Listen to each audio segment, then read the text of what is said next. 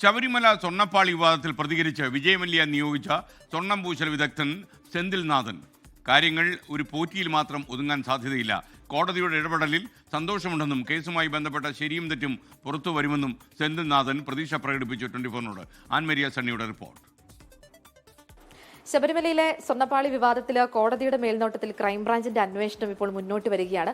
ഈ ഒരു സാഹചര്യത്തിൽ ഈ വിഷയവുമായി ബന്ധപ്പെട്ട് ഏറ്റവും നിർണായകമായിട്ടുള്ള വെളിപ്പെടുത്തലുകൾ നടത്തിയിട്ടുള്ള അമാൽ കമ്മീഷൻ വിദഗ്ധനായിട്ടുള്ള സെന്തിൽനാഥൻ ഇപ്പോൾ 24നൊപ്പം ചേരുകയാണ്. അപ്പോൾ എങ്ങനെയാണ് ആ അന്വേഷണത്തെ കാണുന്നത്? അതൊരു നല്ല പ്രസന്റ്ലി ഇപ്പോൾ എടുത്ത ഒരു സിറ്റുവേഷൻ നല്ലതാണ്.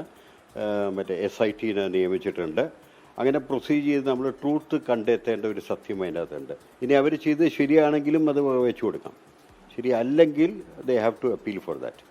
ഇപ്പോൾ ഓരോ പ്രശ്നങ്ങൾ പുറത്തു വരികയാണ്. ശാസ്താംകോട്ടയിലെ സ്വർണ്ണക്കൊടി മരത്തിൻ്റെ പ്രശ്നം പൊങ്ങി വരികയാണ്. അങ്ങനെ പല പല സ്ഥലത്ത് സാധനം ഇതേപോലെ കുറേ റോങ് പ്രൊസീജിയറിൽ പോയിട്ടുണ്ടെന്നാണ് അറിവിലേക്ക് വരുന്നത്. അപ്പോൾ ഇത്രയും വരുമ്പോഴേക്കും ഡെഫിനറ്റായിട്ട് ഇപ്പോൾ കോടതി എടുത്തിരിക്കുന്ന കറക്റ്റ് ഉത്തരവാണ് SIT വെച്ചിട്ട് അന്വേഷിക്കണം എന്നുള്ളത്. It's A very good move from that side. ഒരു പർട്ടിക്കുലർ ആളെ നമുക്ക് കുറ്റപ്പെടുത്താനായിട്ടുള്ള സാഹചര്യം ഇപ്പം നിലനിൽക്കുന്നില്ല. കൊണ്ടുപോയ ആളാണോ, ഇല്ല കൊടുത്തുവിട്ട ആളാണോ, ഇല്ല ചെയ്ത വ്യക്തിയാണോ, ഇതൊന്നും നമുക്ക് ഈ സാഹചര്യത്തിൽ കറക്റ്റ് അല്ല. അപ്പോൾ അങ്ങനെ പറയുകയാണെങ്കിൽ നിലവിൽ ഒരു പോറ്റിയിൽ മാത്രം ഒതുങ്ങി നിൽക്കുന്നില്ല, ഒതുങ്ങിക്കാൻ സാധ്യതയില്ല.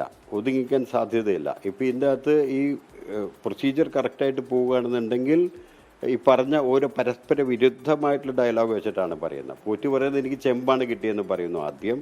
രണ്ടാമത് അതേ പോറ്റി പറയുന്നത് എനിക്ക് സ്വർണം പെയിൻ്റ് അടിച്ച പോലത്തെ ഒരു സാധനമാണ് കിട്ടിയെന്നുള്ളത്.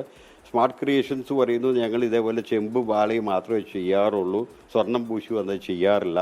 ഇതെല്ലാം പരസ്പരം ഇതുമായിട്ടുള്ളൊരു ഇതായിട്ടാണ് എൻ്റെ അനുഭവത്തിൽ പറയുന്നത്.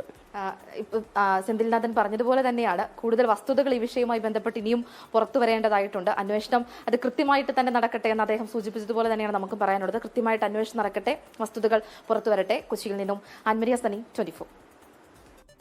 ലോകത്തെവിടെയായാലും ഏത് സമയത്തും 24 വാർത്തകളും ഓഗ്മെന്റഡ് റിയാലിറ്റി പാക്കേജുകളും എക്സ്പ്ലെയിനറുകളും വിശദമായി കാണാൻ ഞങ്ങളുടെ YouTube ചാനൽ നിങ്ങൾക്ക് സബ്സ്ക്രൈബ് ചെയ്യാം.